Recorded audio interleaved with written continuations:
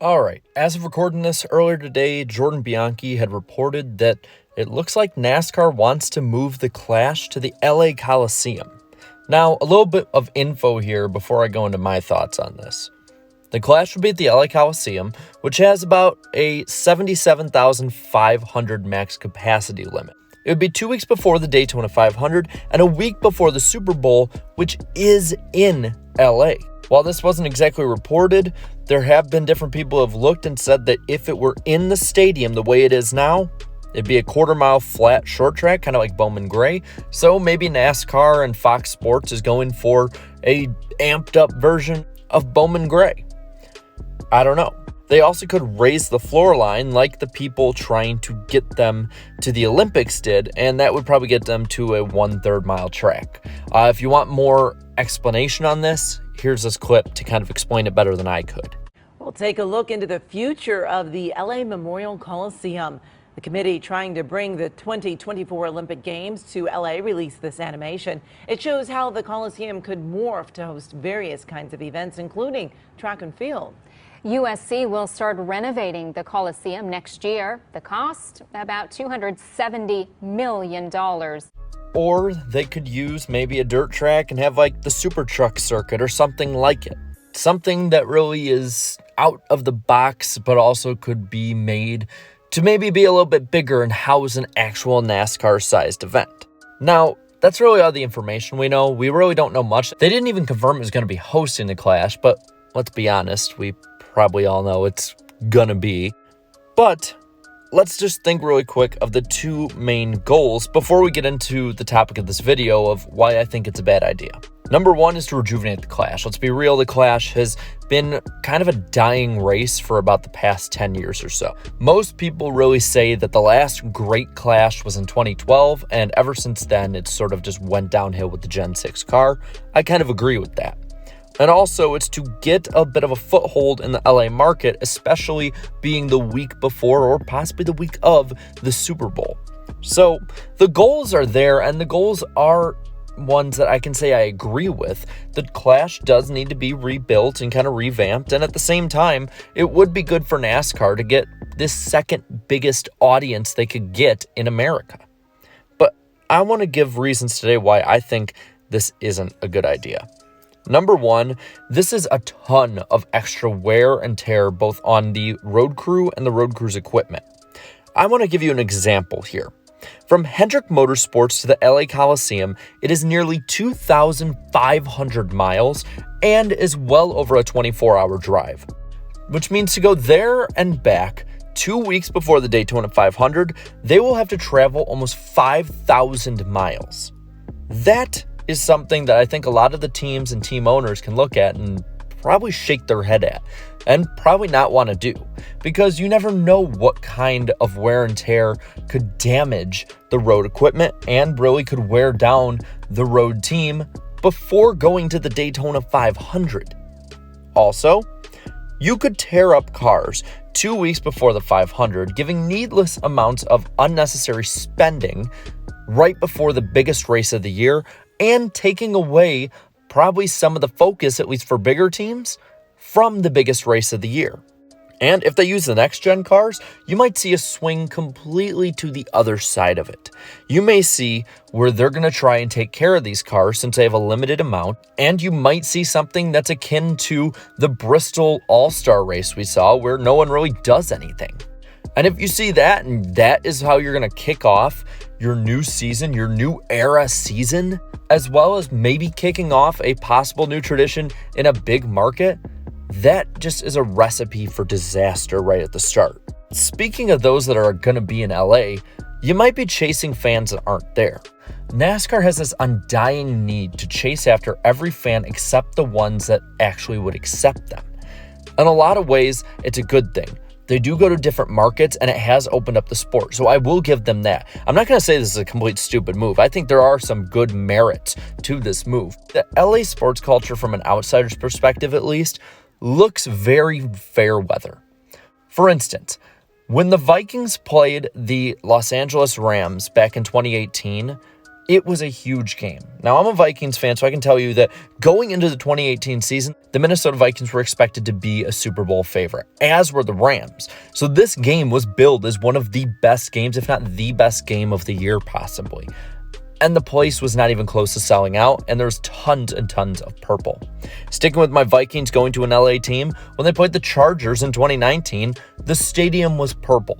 Nobody showed up, because the Chargers were second tier to them.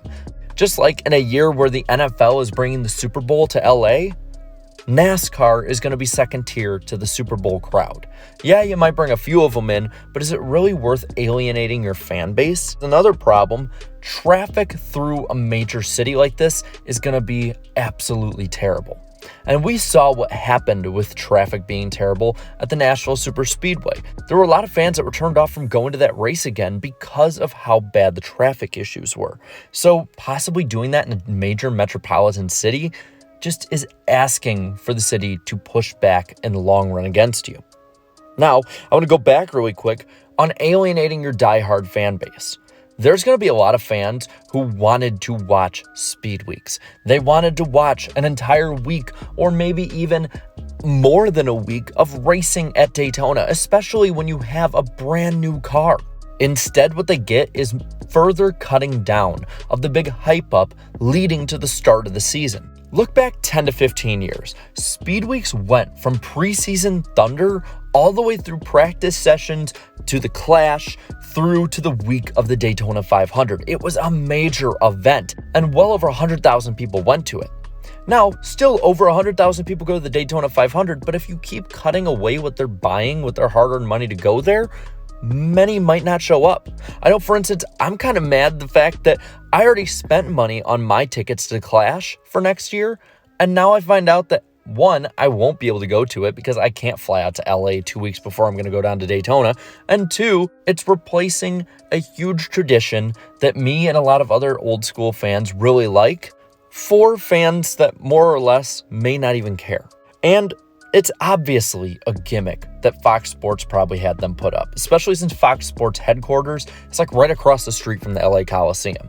Another thing is that NASCAR's TV ratings rely on consistency. When they have off weekends, the ratings after the off week usually drop down. You saw that this year after the 2-week break. So now you're going to have the Clash and then take a break before Daytona. You may have a lot of those new fans that might tune into the Clash or go to the Clash because it's in their city who forget about it because it's 14 days before the 500. There's plenty of stuff in 14 days that can happen.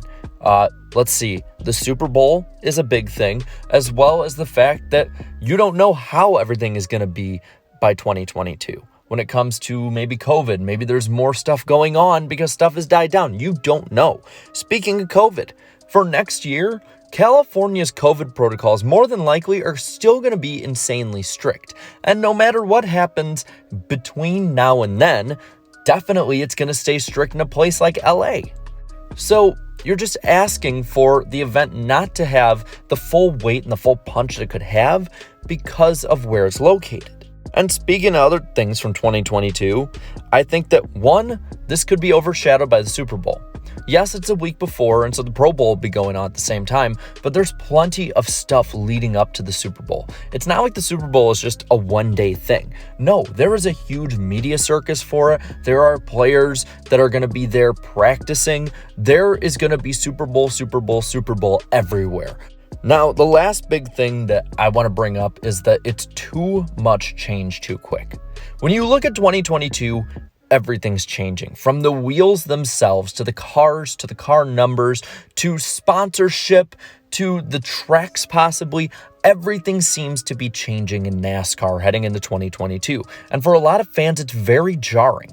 And so now you're telling them that basically, at least for 2022 and probably a few years beyond, Speed Weeks could be dead, could be a thing of the past.